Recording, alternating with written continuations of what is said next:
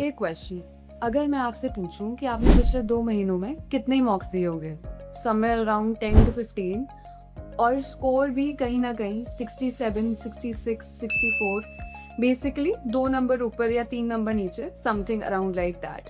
और हर मॉक के बाद आप अपने आप से एक ही क्वेश्चन पूछते होगे कि यार मैं इतनी पढ़ाई कर तो रहा हूँ और कितनी पढ़ाई करूँ। एक क्वेश्चन पूछती हूँ, आपने पिछले 2 महीनों में कितने मॉक्स दिए होंगे? 10, 12, 15, और स्कोर अराउंड 66, 65, 62, 2 नंबर ऊपर 3 नंबर नीचे, समथिंग लाइक दैट। और हर मॉक के बाद आप अपने आप से एक ही सवाल पूछते होगे कि यार मैं इतनी पढ़ाई कर रहा हूँ और कितनी पढ़ाई करूँ। और फिर अगले दिन एक और मॉक, एक और एनालिसिस, और एडिटोरियल्स, एक नई current affairs video, and the pattern keeps on repeating. हो सकता है कि प्रॉब्लम आपकी प्रेप में नहीं है, प्रॉब्लम आपकी प्रेप की डायरेक्शन में है। अब एक बात समझो, क्लैट एस्पिरेंट्स का एक बहुत ही डेंजरस अजम्पशन होता है कि जितनी ज्यादा नॉलेज मतलब उतना ज्यादा हाई स्कोर, लेकिन ऐसा होता नहीं है। एंड इसी रीजन से हर साल काफी ज्यादा बच्चे जो काफी इंटेलिजेंट होते हैं वो काफी ज्यादा स्ट्रगल करते हैं। अब मैं आपको एक एग्जाम्पल के थ्रू समझाती हूँ। मान लो कि कोई एक बच्चा है जिसको क्रिकेट के सारे रूल्स पता है, तो just by knowing the rules do you think that person can become Virat Kohli? No, right? Because knowing the rules and actually being able to play the game are two very different skills. तो similarly vocabulary आना और passage को comprehend करना same चीज नहीं होती है। current affairs आना और current affairs related passages solve कर लेना are two completely different skills. Legal principles समझना और ऑप्शंस को एलिमिनेट कर पाना दोनों अलग स्किल्स हैं।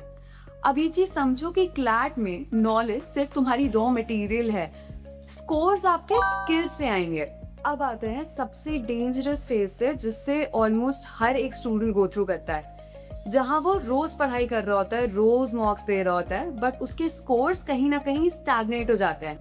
और नेचुरली बच्चे को लगेगा कि यार मैं पढ़ाई सही से नहीं कर रहा हूँ, तो वो और पढ़ने लगता है। बट उसको और ज्यादा पढ़ने की जरूरत नहीं होती है। The kid needs to practice consciously more.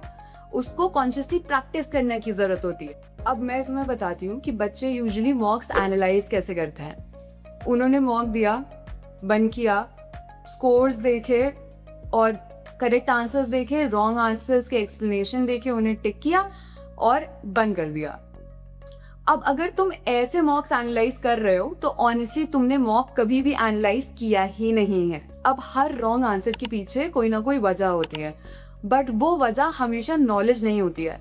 For example, कई बार ऐसा होता है कि you have miss interpreted the tone of the author, या तुमने ऑप्शन पूरा पढ़ा ही नहीं, या तुमने अपने इमोशंस को आने दिया while you are ticking the answer.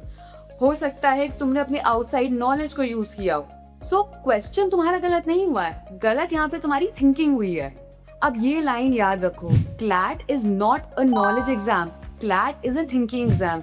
क्योंकि खुद सोचो, सारे स्टूडेंट्स हैं, उनको सबको सेम पैसेज मिला है, सेम इंफॉर्मेशन मिली है, सेम सेट ऑफ क्वेश्चंस मिले हैं। एक के 5 on 5 आ रहे हैं, एक के 2 on 5 आ रहे हैं। डिफरेंस इंफॉर्मेशन का नहीं है, the difference is about thinking. अब आज से एक काम करना, मॉक एनालिसिस जब भी करना तो गलत आंसर्स के सामने ये मत लिखना that I did not know this answer. ये लिखना कि तुम्हारा वो ऑप्शन या तुम्हारा वो आंसर गलत क्यों हुआ है। क्या तुमने कोई अजम्पशन लेकर के आंसर टिक किया है? क्या तुमने अपनी आउटसाइड नॉलेज को यहाँ पे आने दिया है?